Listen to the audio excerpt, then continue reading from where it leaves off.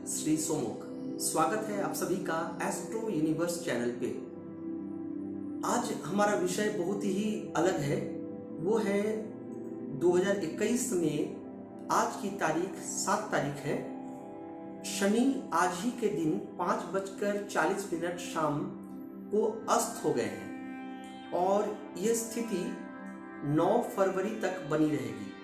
तो शनि तो अस्त हो गए हैं और इधर बुध का उदय हो गया है। तो ये जो कुल मिलाकर ये जो प्लैनेटरी पोजीशन है या कंजंक्शन कर सकते हैं एक तरह से, तो ये एक अच्छी स्थिति है। अब क्यों?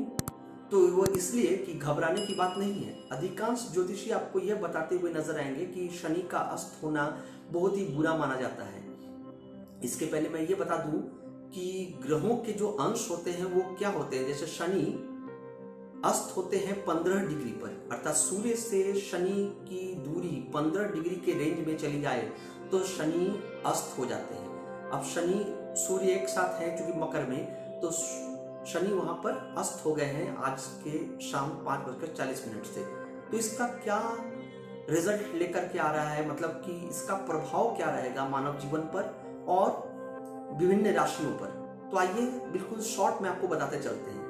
बेसिकली क्या होता है, शनि महाराज ग्रह महाराज है और शनि को मैंने पहले भी कई प्रोग्राम्स में बताया है कि शनि जो है वो डेस्टिनी के रूलर हैं और डिवाइन के लॉर्ड हैं। तो एक्चुअली वही भाग्य का फैसला लेते हैं और हम में शुद्धिकरण लाते हैं, हमारी सोच में बदलाव लेकर के आते हैं। हम आपको बहुत सारे नए चीज वो सिखाते हैं और जिंदगी में सीखना ही सबसे बड़ी चीज है। हमारा जीवन जो है सीखने के क्रम में ही आगे की ओर बढ़ता चला जाता है।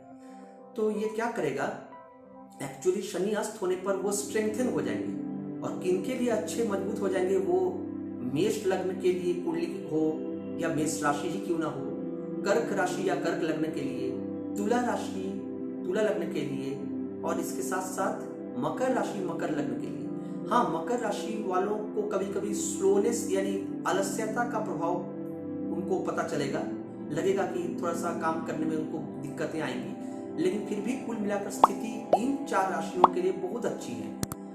अब बात आती है बाकी के जो राशियां हैं उनके लिए। तो उनके लिए यह जो समय है वो बहुत ही सीखने वाला समय है और उनके लिए भी शनि कुछ अच्छे और नए परिणाम लेकर के आएगा, लेकिन जीवन का पाठ उनको जरूर सिखाएगा।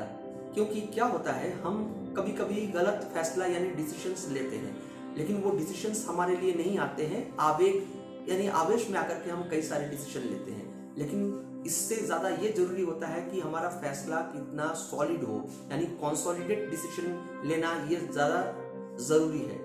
तो ज्योतिष शास्त्र में इसकी अहमियत है और हमारे जीवन में भी आगे बढ़ने के लिए ये चीजें बहुत ही आवश्यक है। तो इस हेतु आप सभी को सजग रहना पड़ेगा और ये स्थिति कुल मिलाकर आपके हित में ही रहेगी।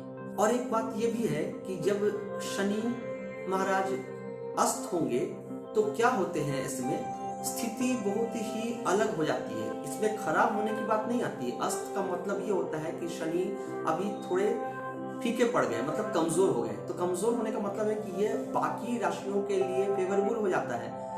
और जो मैंने पहले भी कहा कि 4 राशियां कौन है वो, तो मेष कर्क तुला मकर, इनके लिए बहुत ही अच्छी स्थिति बनेगी 9 फरवरी तक, अर्थात आज 7 जनवरी से लेकर के 9 फरवरी तक स्थिति इनके पक्ष में होगी और बहुत अच्छे चांसेस ले सकते हैं। करियर रिलेटेड हो या पर्सनल लाइफ हो, जहां भी हो, एक अच्छी अपॉर्चुनिटी इनके लिए तैयार होगी।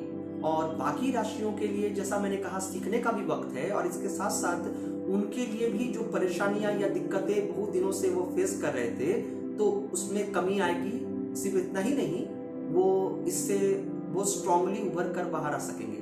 तो ये एडवांटेज होता है शनि का अस्त होना सूर्य से। और ये भी जानकारी के लिए बता दूं कि सूर्य कभी अस्त नहीं होता। कुछ जगहों पर आप लोगों को जानकारी दी जाती है सूर्य अस्त होते हैं या चंद्रमा, नहीं। सूर्य चंद्रमा तो अस्त होते हैं 12 डिग्री के रेंज में आकर के, लेकिन सूर्य कभी अस्त नहीं होते। सूर्य को राहु और केतु के द्वारा, एक्चुअली राहु और केतु तो लिटरली एक बॉडी है, तो उनके द्वारा ग्रहण लगता है। सूर्यास्त कभी नहीं होता। नमस्कार।